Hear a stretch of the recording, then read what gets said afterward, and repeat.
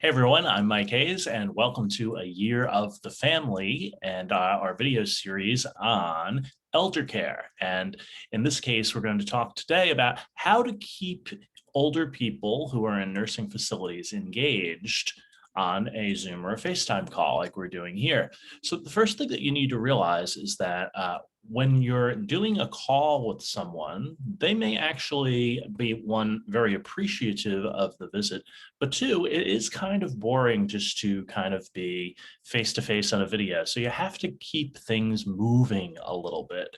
Think of this as you would a television show. This is your television show. And if you go home tonight, see how many times on your favorite show the screen changes, that they show you a different angle, a different vision, and keep that in mind that this is what your loved one is experiencing. It's like watching a television show for them too. So you need to keep things moving. So what I would suggest is, if you have a pet, have the pet come into the video. If they do tricks, point your camera toward your pet as they do tricks. My dog is old and doesn't really do too many tricks anymore. But my mother used to love seeing the dog. It would turn her whole day around. And think about it, she probably doesn't get a pet visit all that much if they don't have a pet therapy program in their nursing home.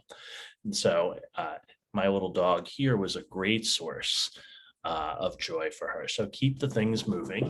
If the dog gets a little rambunctious and needs to go down, that's fine. One of the best features of Zoom is the share screen picture. So if you put your cursor down on the bottom, there's a little green arrow. It says share screen. If you click that, you can share the screen. What I would do with my mother all the time is I would show her old pictures and we would play memory games on the phone. So I'd say, Mom, who's in this picture? This is her high school class. She was able to remember just about everybody in this picture, even though she was 90 years old.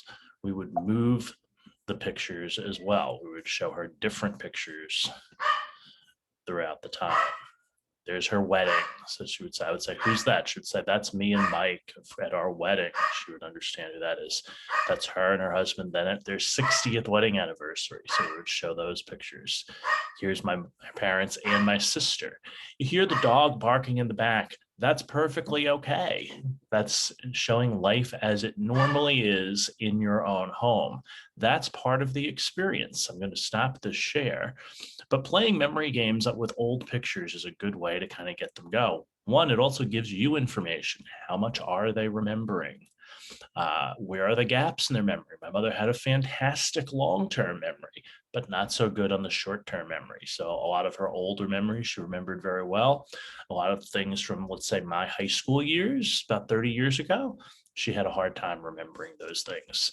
Feel free to take your camera and move around your house a little bit. Say, Mom, this is my office, my messy office, I might add. I would take her over here and maybe show her some old pictures that are on the thing. Here's one of me and my dog. Here's some of my wife's family is over on this end. If your Wi-Fi is good in your home and you want to go outside, and the Wi-Fi will stretch outside, you could take them outside and show them in your backyard. Or if you're like me and you live in a condo, you could show them the view from your condo, which mine is actually very good, of Lake Erie. That's the kind of stuff that you can do. You can give them a tour if you've moved to a new home. Walk around the house a little bit, especially if you're doing this on your phone, right? That's an easy way to kind of do this. I'm actually holding my laptop, but I would definitely come over here and show them all the pictures that were on my front desk credenza kind of thing. I would even then take the camera and say, hey, here's the dog, if the dog was doing something interesting. Most of the calls, according to the people in the nursing home, did not go this well. They said that people would just stare at the screen with the person, and it would not be very interactive or very, very interesting, to say the least. And so my recommendation is that you keep things moving, keep things lively, keep things light. Ask them a lot of questions. Ask them a lot of questions about life in the nursing home. What did you have? Sometimes they're the same questions that you'll ask over and over. What did you have for breakfast today? What did you do? What activities did you do? Who came to visit if people were visiting regularly? And then update them on your own your own life and the things that are going on, have them ask you a few questions as well. Here's the thing. You're going to have good days, but you're also going to have bad days.